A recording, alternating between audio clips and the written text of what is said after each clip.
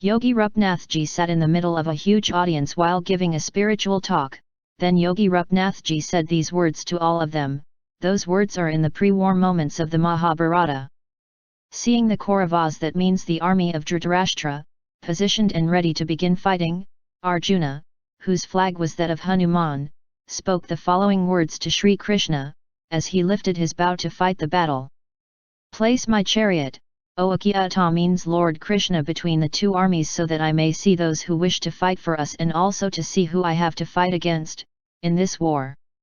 Yogi Rupnathji said. After being requested by Gudaksa or Arjun, Vrishiksa, that means Lord Krishna, placed Arjun's magnificent chariot between the armies. The chariot was now facing Bhisma, the Guru Drona, and all the rulers of the earth. Then Lord Krishna spoke to Arjuna. Oh, Partha, means Arjuna, see yourself all of the Kauravas assembled here on the battlefield today. Arjuna gazed upon the army and then saw in both armies, paternal uncles, grandfathers, teachers, maternal uncles, cousins, sons, grandsons, friends, fathers-in-law, and well-wishers. The son of Kunti, that means Arjuna, after viewing all of those relatives and friends posted in their positions on the battlefield, became melancholy and filled with compassion, love, for his relatives, and spoke in a sad voice, O Krishna, seeing my kinsmen, relatives, standing before me to fight against me in this war, I find myself unable to move my body, and my mouth has become parched. I have no longer any control over my body. My hair stands on end. I cannot control my bow Gandiva, and my skin burns all over. I can no longer stand, my knees are weak. My mind is clouded and spinning in many directions, and, dear Krishna, I am seeing bad signs. I cannot see any good in slaughtering and killing my friends and relatives in battle. O Krishna, I have no use nor desire for victory, empire, or even materialistic pleasures. O Govinda, means Lord Krishna, what in the use of a kingdom, enjoyment, or even life? Those whom we seek these pleasures from, the enjoyment of kingdom, are standing before us staking their lives and property, possessions which I have no desire for. O Lord Krishna, I do not want to kill my teachers, uncles, friends, fathers-in-law, grandsons, brothers-in-law, and other relatives and well-wishers. Yogi Rupnathji said Arjuna spoke to the Lord Madhusudhana or Lord Krishna, I could not slay, kill, my relatives even if I had to give my own life away. I could not slay them even for domination of the three worlds. How could I slay them for domination of this earth? Arjuna spoke in misery, I think it would be better for me if the sons of Dhritarashtra slay me, with their weapons while I remain unarmed and unwilling to fight back. Sanjaya said, having said this, Arjuna, still extremely sad and confused, sat on the seat of this chariot throwing away his bow and arrows. Yogi Rupnathji said. Madhusudana, Lord Krishna, then spoke in his divine voice unto Arjuna, who was terribly upset and overcome with grief and guilt at the thought of war he was about to enter into. Yogi Rupnathji said, the divine blessed Lord said unto Arjuna, O Arjuna. Vrishiksa spoke smilingly, as Arjuna stood between the two armies, Arjuna, you show your grief and compassion for those who do not deserve your grief, compassion, or sympathy. Although your words are filled with wisdom, you must remember, the wise men never grieve for the living or the dead. O Arjuna, always remember what I am about to say to you, for it is the law of karma, a law that one should always obey in life should he or she ever feel resentment, frustration, anxiety, or grief. You have the right only to perform your actions, duties, and responsibilities in life. However, the results of these actions should not concern you at all. You should not even desire results for your actions because the results are simply not in your hands, but in the hands of the Lord. Neither should you lean towards inaction, which is one of the most important shloka describing karma yoga. O Arjuna, perform all your actions with an even mind. In other words, do not feel overjoyed at the successes in your life and do not allow yourself to feel overcome with grief because of any failures you may encounter on life. Rid yourself of any attachments to material things and always remember that the results of your actions is in the Lord's hands. If you react the same way, regardless of the result of your actions, you are performing what is known as karma yoga. Yogi Rupnathji said. The Divine Blessed Lord then said unto Arjuna, when actions are performed by a person for any selfish motive or gain, that person shall always suffer and remain disappointed in life. Those, however, who practice karma yoga or the yoga of even-mindedness, are free from any worries or disappointments, for they do not care for the results of their actions and duties. That person who devotes himself to a life of karma yoga with no selfish motives in mind does not become hungry for power, nor does he become attached to any of the bad and disgusting things in life. Therefore, O Arjuna, always strive to achieve selfless karma yoga, for this is the path of perfection in life. Yogi Rupnathji said. Lord Krishna also said unto Arjuna, those individuals who have devoted their lives to the practice of karma yoga, they not only free themselves of the worries that accompany anticipation of results after performing certain actions, but also free themselves of all sins and achieve the supreme state of everlasting peace and happiness. Yogi Rupnathji said. Long before the battle of Mahabharata, the Ruth Bharat uttered this supernatural message to Raja Rahugan. Once, Raja Rahugan was going to Kapil Muni to study enlightenment, sitting on the palanquin. He intended to get instructions from the sage about spiritual knowledge, for his thirst for spiritual awareness increased each moment. While he was going along the bank of river Iksumati, the bearers of the palanquin, after a long journey, were tired, and so they were looking out for a man who could provide some relief one by one. With the grace of great providence that they came across a wise Brahmin. He was stout, strong, and quite young with a muscular body.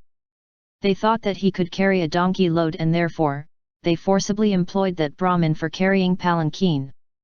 They did not worry that it was humiliating to a learned Brahmin.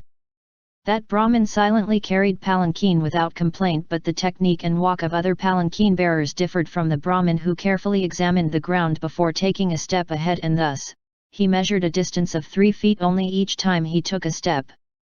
The king soon realized that something was wrong in the manner of lifting palanquin, as he felt the bearers carried unsteadily and erratically, and so gave jerks to him.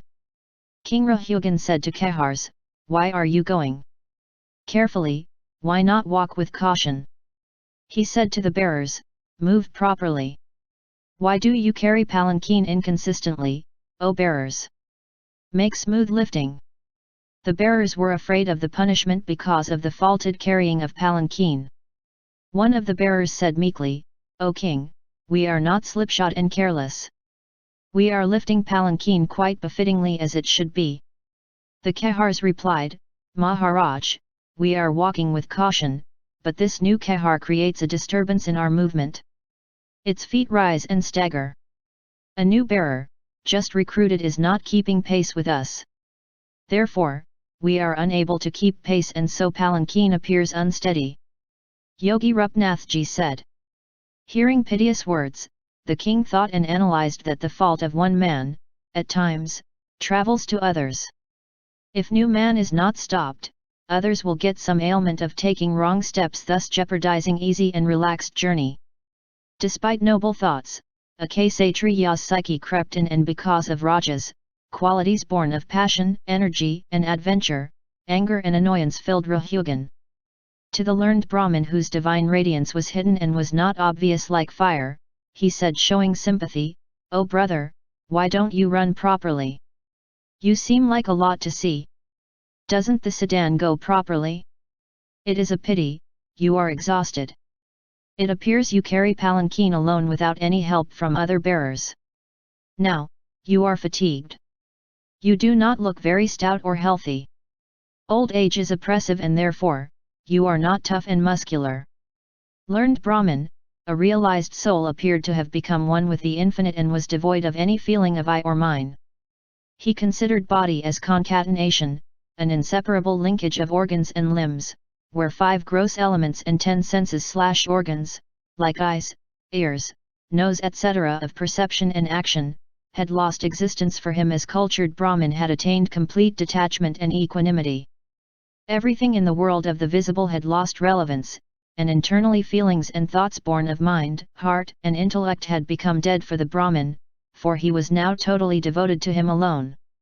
King got infuriated after some time when he observed that his words had no effect and the bearers still carried palanquin unsteadily, causing discomforts.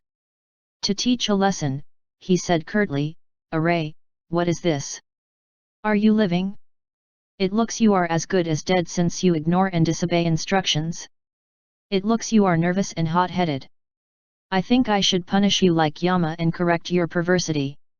I do not approve of this transgression. Follow my command carefully, otherwise I will punish." Yogi Rupnathji said. Rahugana had a temperament that was a mix of rajas and tamas, earthly infatuation or creation and destructive or obsessive qualities, and so he began to talk irrelevantly without any decency. Thus, he displayed great disrespect to the Brahmin. Perhaps, the king was not acquainted with the queer and deluding way of yogis. The Brahmin was silent for a long time. He heard words of a great king and therefore, hearing Rahu's statement, Rutbharat smiled. He smiled and said, "You can punish the body, but cannot give me. I am not a body but a soul. I am beyond both punishment and rewards. What's the point of punishing you? You can't even touch me. Rajan. I am neither Kapil Muni nor any sage. I was a king in a previous life. My name was Bharata. I left the door of the house in love and devotion to Lord Srihari. I started living in Harihar region. But I also forgot God by getting caught in the fascination of an antelope. While meditating on Mriga Shishu, when the body was abandoned, the body of the antelope was obtained. Even after receiving the antelope's body, my knowledge of pre-birth by the grace of God remained. I was saddened to think how ignorant I was. I forgot Lord Srihari by being trapped in the fascination of a dear child. Rajan, when I renounced the dear body, I received this Brahmin body. Even after receiving the Brahmin's body, my pre-birth knowledge remained. I hide myself thinking that my birth should not go in vain. I am absorbed in the divine soul day and night, I do not have the attention of the body at all. Rajan, there is no king in this world. Neither the people, nor any rich, nor poor, nor any agricultural worker, nor any macro, nor any human being, nor any animal. All souls are souls. Brahm is Brahm. He said with an even mind, "O king, whatever you said just now, is truth. It is not ironical.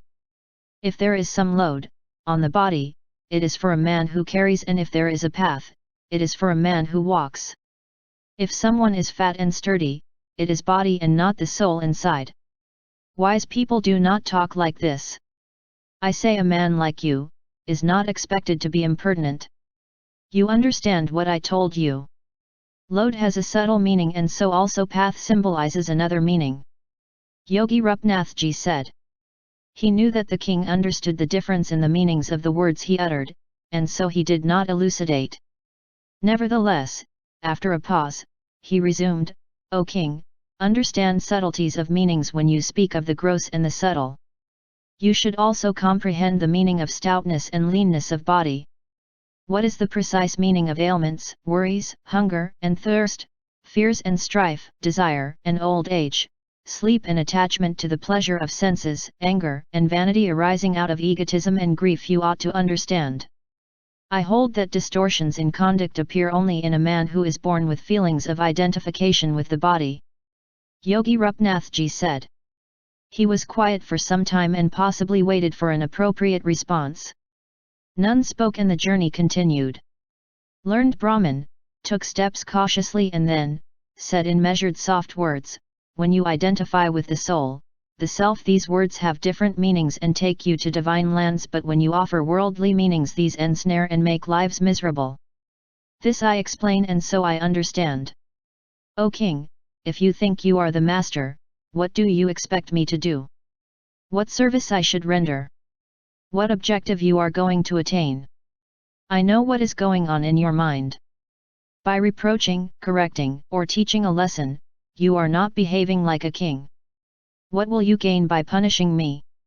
If I am a fool, a stupid, a conceited, a nervous fellow, then it is again like grinding flour, which is worthless and outlandish. 4. I am steadfast internally and externally. Yogi Rupnathji then said. Thus, wise Brahmin spoke in measured words exhibiting tranquil and calm nature. The king understood clearly that Brahmin was not a captive of ignorance and did not harbor love for identification with the body, and that was a reason he nurtured no feeling of animosity or friendliness while carrying palanquin. King of Sindhu and Savara was in a contemplative countenance, for a Brahmin spoke words that desired intensity of understanding since words contained hidden meanings. He realized that Brahmin was fit to resolve puzzle of ignorance that continued to exist in the hearts of created beings, bringing sufferings born of ego and pride. However, the king cherished genuine faith and true ability to inquire into the truth of life. Expecting imminent curse from the Brahmin, he did not wish to annoy a learned Brahmin. Therefore, he alighted from the palanquin and stood on the ground. He was entirely bereft of arrogance and conceit of king of a vast kingdom. He fell flat at the feet of learned Brahmin and seeking forgiveness, spoke in a soft and humble voice, O godlike Brahmin, you have worn the sacred thread, a distinguishing mark made of a thread, which a learned Brahmin wears. Who are you, O Brahmin, moving about so happily and disinterestedly? Are you among the Avadhutas? An Avadhuta is one who has relinquished worldly feelings and obligations and lives as a recluse, from the pedigree of divine sages like Dattatreya, a Hindu deity, who speaks of Trinity, Brahma, Vishnu, and Shiva, also known as Trimurti or the Supreme Soul, and others. Whose son you are? Where were you born and how have you arrived here? Have you come here for our deliverance or well-being? He looked at the learned Brahmin and thought for some time. He resumed in soft words, Are you not sage Kapila, a personified sattva, an embodiment of truth and righteousness? I am neither afraid of the thunderbolt of Indra nor the trident of Shiva. I also do not fear the rod of punishment of Yama. I tell you that the weapons of fire god, sun god, moon god, wind god, and lord of riches do not create fears in me. I speak out of no flattery, but I tell you I am afraid of showing disrespect to the Brahmins. Yogi Rupnathji said. After a short pause, he said again, O great Brahmin, please tell me, who are you roaming about like a stupid fellow by hiding profound wisdom and power of self-knowledge, and who is detached from worldly pleasures? I am unable to penetrate depth of your divine wisdom. O virtuous soul, you speak like a yogi and you are critical, but this does not dispel suspicions I nurse within. While speaking above words, King Rahugana was apologetic, remorseful, submissive to the extent of being obsequious and pleading. After a few moments, he spoke again, I have been getting tired by doing karma's acts, of varied nature and consequences. I fought for many years and incessant wars tired me out, so I thought, while carrying this load you must be exhausted. I thought similar feelings of lethargy and fatigue must be troubling you while doing such laborious and burdensome work. I understand that the phenomenal world too, ought to contain some reality at the bottom, for otherwise, I feel, it would be devoid of any utility or benefit. To tread a path of truth is right. No one can bring water in a non-existing pitcher. Rahugana turned a little philosopher, it appeared. Yogi Rupnathji then said. He told learned Brahmin, like cooked rice in the pot, men get mature and attain knowledge of the self. One puts water in the pot, it boils, and then, as rice is poured into the pot, it boils again, and ultimately rice is worth eating. He continued, this means that heat is transmitted. A play of identification with body as well as the senses of perceptions and organs of activities it is. Mind and heart define, understand, and experience feelings of fatigue, heat and cold. These feelings and sensations travel to inner self, the soul, and therefore, life is conditioned. Subtle feelings of heat, hearing, seeing and touch offer different meanings. You are quite aware. It is all a matter of service to the body, to the Lord, and ultimately to the great Lord, who creates, preserves and destroys. King gave expression to feeling and thoughts, for he was a man of wisdom in search of spiritual knowledge, but when a Brahmin on the way met and behaved in an unpredictable manner, it became unbearable for the mighty king. Yogi Rupnathji said.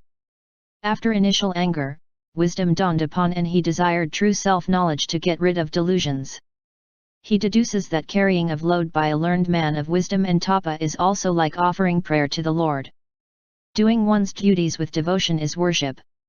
King was extremely regretful of humiliation he had inflicted upon a Brahmin, and now every hurting thought and feeling waned.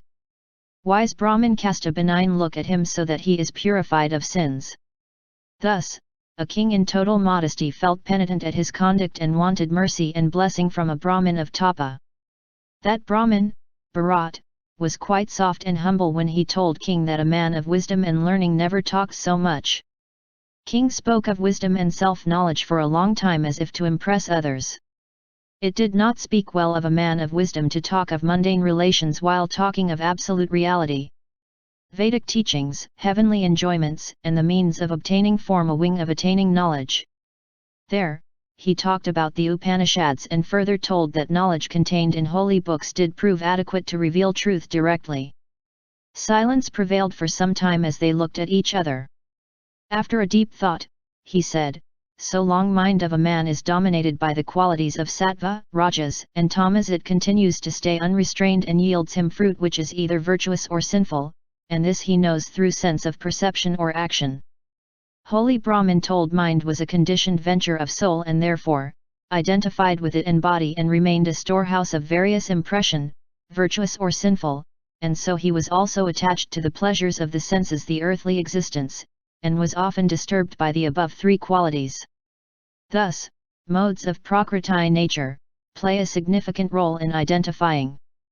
Brahmin continues his discourse on mind and matter.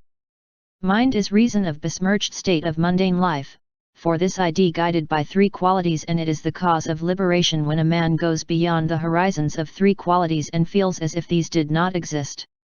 When mind is attached to the pleasures of life that are just another figurative shape or variation of three qualities, it leads man to sufferings and miseries, and as already told, if there is absence of the three, it is a life of beatitude, Brahmin observes. Brahmin further tells how the organs of actions, senses of perception and ego, distress mind, and if a man exercises complete control, he is liberated. Rahugana continued listening to words of wisdom of great Bharata, who had appeared as a Brahmin before him. He stood speechless and could not find words to intercede. Bharata, a Brahmin, told him, "A man is an embodied soul and it continues to revolve in whirlpool of mundane existence so long it does not realize true nature of self. A man achieves this state of mind only when he shakes off illusions, maya at illusory potency, and stops identification with the body." Deep wisdom of a Brahmin enthralled him. One would be able to stay away from embodied relationship of living beings with the strength of wisdom, Brahmin revealed. Further, he will shatter to tiny fragments, or rather exterminate enemies, who continue to haunt a man with feelings of anger, greed, lust, infatuation, arrogance, and jealousy. If he does not, then mind shall remain conditioned to uninterrupted succession of grief, infatuation, disease, attachment, greed, and animosity, and so enemies like mine and I will chase, driving man to cycle of birth and death. Knowledge of self is possible when one concentrates at the holy feet of Lord, he explains. Great Brahmin's teaching on how to get rid of infatuation of worldly pleasures opens up gates of divine glimpses before the eyes of the king, but still his thirst to know more had not quenched. One infers that the king symbolizes aspirations of an embodied being to get out of the snares of earthly charms, fascination and pleasures, which do not lead to salvation but shackle mind and body more and more cruelly and bring sufferings to human beings. Everyone living on this earth encounters this dilemma. Sufferings and miseries in the world are result of enslavement to three dangerous qualities, namely modes of the Prakriti. If sattva gunas guide and govern mind and heart of a man while suppressing or killing inclination to rajas and tamas, life will be happy and automatically will lead to deliverance. In fact, Bharata, poor Brahmin, conveys this message of the self. King Rahugana made another appeal to Brahmin to elucidate his teaching, pregnant with deep spiritual import, making it more intelligible and understandable. Yogi Rupnathji said. Holy Brahmin said, "A man remains under constant delusion and thinks that he is doer of everything around. It is not so. He always lives in illusions, and a state of dreams makes him lethargic, inapt, and impotent to know mystery of life on earth and beyond. Phenomenal existence is a creation of Maya, a creative energy of the Lord with wide-ranging qualities and identities such as substance, the gross elements, nature, the mutability of phenomena, predisposition, and time, spirit, which disturb symmetry of three qualities, and karma, good or virtuous or evil destiny.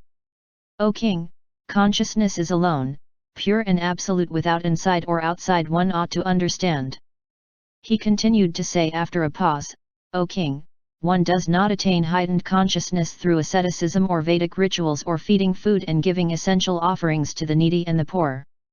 This is unworkable through performance of religious duties or yajanas pertaining to household life, where entertaining a guest or serving an afflicted or suffering is involved.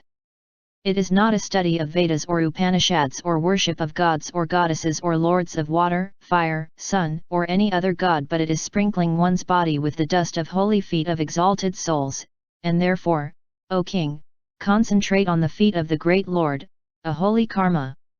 Yogi Rupnathji said. Curiosity of Rahyoguna subsided at last when he said, It is therefore, out of fear that I move about with a detached mind.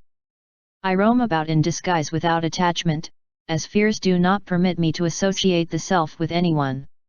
I sever ties of infatuation with wisdom attained at the feet of blessed and exalted souls who attained godly consciousness. I will reach the highest goal. Raghuguna's words exhibited faith and confidence in the Supreme Lord and began having glimpses of a pure self. Yogi Rupnathji then said. Rahyoguna continuous probing satisfied him in the end. Having realized the true nature of the Supreme Spirit, as taught by a saintly soul Brahmin, Yadabharata, Rahyoguna, a great king of Sindhu and Savara territories, felt calmness and serenity when darkness of inner self was dispelled. He felt purified as false wisdom, ego, and pride born out of earthly existence vanished. Without waiting for a moment, he shed wrong notions, feelings, thoughts, and other inessentials created through ignorance and infatuation with worldly life growing in his mind. Now, he realized that nothing than the body seemed transitory and therefore, likely to perish. This understanding becomes possible when one dedicates life to the Supreme.